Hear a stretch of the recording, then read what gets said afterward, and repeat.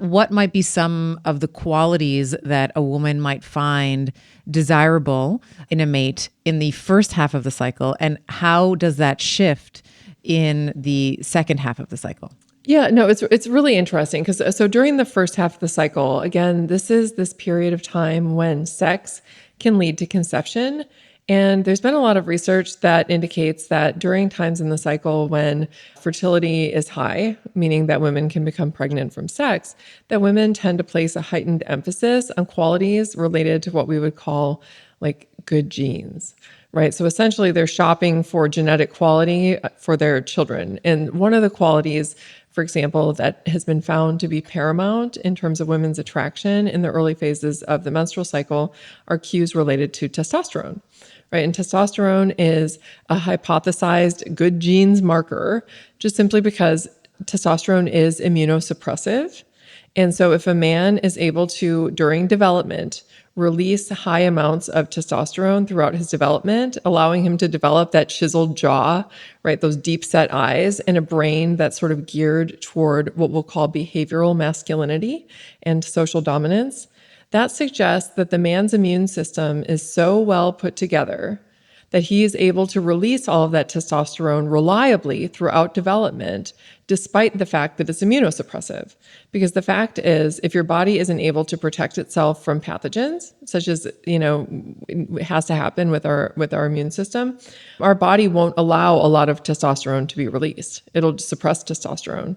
And so the idea that a man's body throughout development was able to continue to release high levels of testosterone is an indicator that he's got, what we'll just call for shorthand, like good immune genes, right? And so during the early parts of the cycle when estrogen is high, what research finds is that when estrogen is rising across the cycle, so too does women's preference for testosterone markers in men. And so women tend to sort of be more attuned to things like facial masculinity, vocal masculinity, and what I always call behavioral masculinity, which is like cues to social dominance.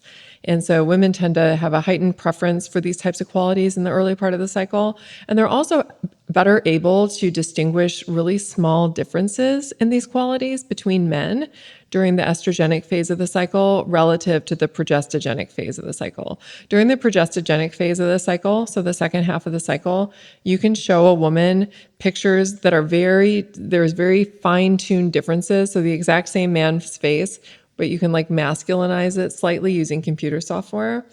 And a woman in the estrogenic phase of the cycle is really quick to be able to tell the difference between those men, saying like, oh no, that one's different than that one.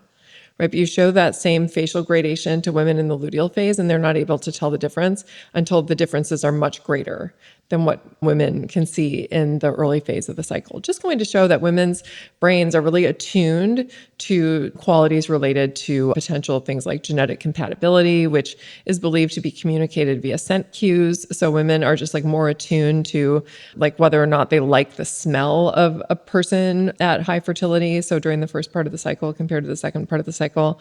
And then in the second part of the cycle, when progesterone is the dominant hormone, and again, we have to remember that these hormones are responsible for coordinating different activities in the body and in the brain, right? And that first hormone, estrogen, is all about sex and attraction. So like choosing a partner and having sex with them.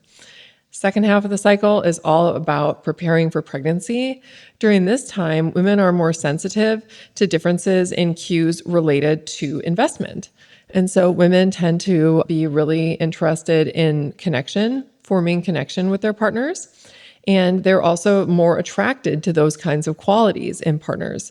So it's like women's, partner choices are sort of a balance. When you look at women's long-term mates, they tend to reflect a woman striking a balance between cues related to what we'll call just good genes, right? And then also cues related to provisioning and parenting, because both of these sets of qualities have played a really important role in the survival of offspring throughout evolutionary time.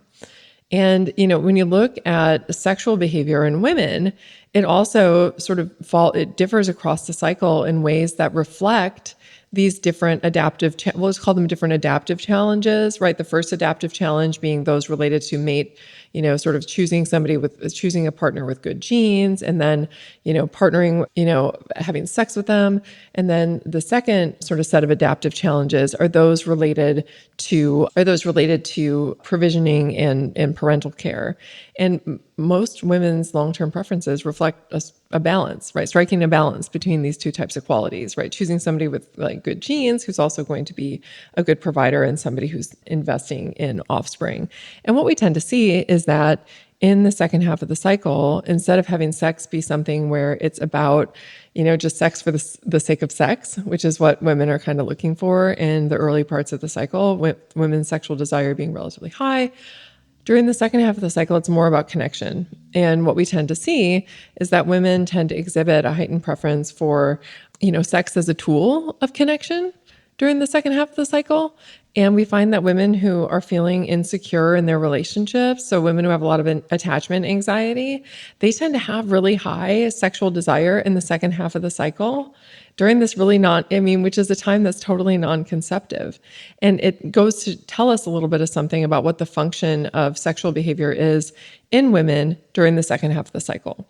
Because humans are kind of interesting in this way, because most mammals, the females do not have sex in the non-fertile points in the cycle. They only have sex during the fertile points because, it was long believed that the only function of sex was conception. But it turns out that when you look at a species like us, where dual parental care has played a really important role in terms of gene transmission, it's both things that matter, right? It's about getting the genes, and then it's also about forging connection to be able to maintain a relationship with somebody who's going to help provide resources for yourself and for your offspring.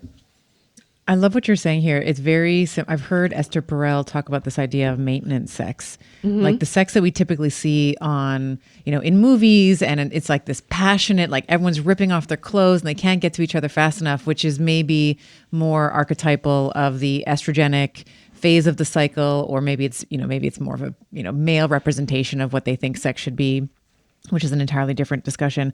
But Perel talks about this idea of maintenance sex and how that's almost like the glue that holds couples together, and that it's very, very important for long-term mating, which I think is exactly what you're talking about here, is like this progestin, when we are in this luteal phase or even just long-term relationships, that this idea that sex is a tool for connection rather than just for procreation or even just for orgasm, I think is maybe often underlooked as a desire for women or a requirement for women to engage in sexual activity. Would you agree with that? Thoughts on that?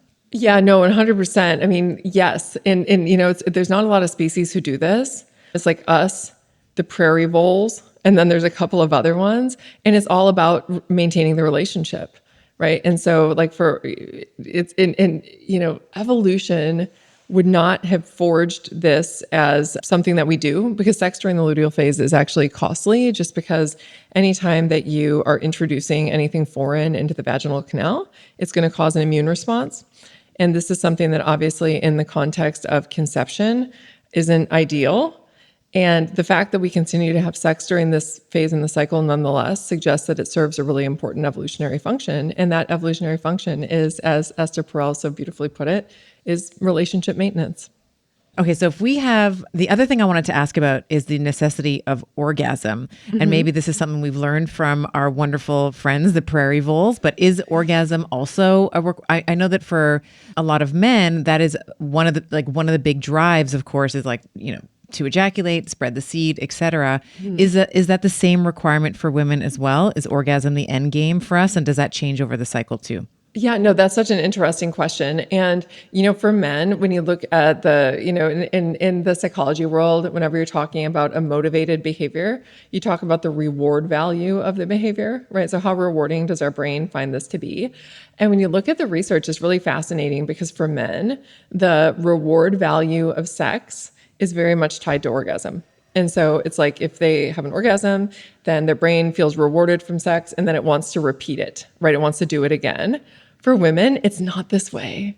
And so the reward value from sex for women doesn't come from orgasms. It comes from whatever their goal was that they were initiating the sexual behavior for, right? So if your goal for having sex is to have an orgasm, then the reward value for sex for you will be having the orgasm as a female. Right. But if the reward value, like if the reason that you want to have sex is connection with your partner, or the reason you want to have sex is so that way they'll shovel the snow off the driveway, the reward value that we get from it is linked to what it is that we're actually seeking to do. And so in that way, it's like the female brain uses sex more instrumentally. Right. So it's less about like, okay, I need to do this and I need to have this orgasm. And instead it's more like, I want to do this, and it doesn't even need to be conscious, right? It's just like, I want to do this to connect with my partner. I want to do this, because I'm in a bad mood and this will cheer me up, with or without an orgasm. And it's just really interesting the way that our brains sort of treat that, just in terms of sex differences with women, not, sort of their sexual behavior and their motivation for sex not being tied to whether or not they have an orgasm, but for men it is. And I think that this is one of the reasons that men tend to get really, anxious about orgasms. And, when you look at the literature for females, it's so much more variable than it is for men. The variability in the rate and consistency of orgasms with women is huge. I mean, there's so much variability in that. And for men, there's not. And again, it's in part because women, an orgasm isn't necessary for conception for women, and it is for men. And two, it's like sex means so many different things to women in a way that's a little bit different from men. And I think that because for men, the reward from sex is about the orgasm, I think that that's why men tend to get, freaked out if they have a partner who's having orgasms less frequently than they are themselves. And so this is another place. And I talk a lot in my book about communication with partners, but this is another place where communication with partners can really go a long way, and just letting men understand that our psychology is different than theirs is. And is there any, as you're talking about the luteal phase and maintenance sex and sex as a tool for communication with or without the presence of orgasm, is there a place for oxytocin here? So we often hear about oxytocin, like the love hormone, the bonding hormone. Is there some drive? Is there a relationship between progesterone and oxytocin that maybe that is driving some of this underlying behavior in terms of how and why women seek out sex in the luteal phase differently than maybe they do in the follicular phase? Certainly, certainly. And I think that when you look at the prairie voles have told us a lot about oxytocin and about sex and bonding. And indeed, this is one of the drivers of that feeling of connection that we get from sex is the release of oxytocin. And I think that, I have not seen any research on this question in particular, but my guess is that during the luteal phase, when, this connection and relationship formation is paramount, that the release of oxytocin itself would actually be more rewarding to the brain than it is in the follicular phase when estrogen is the primary sex hormone, because it's a little bit less, sex is less about connection during that time, and it's more about connection during the luteal phase.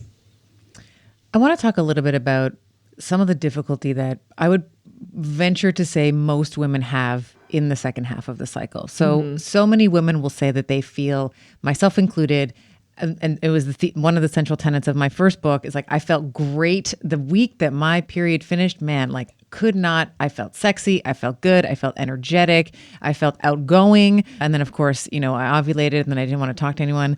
So, which I'm sure is, it's not just me, but so many women suffer with premenstrual syndrome. They feel inflamed, they feel, they're holding on to water, they don't feel as sexy, etc. Talk to us about why.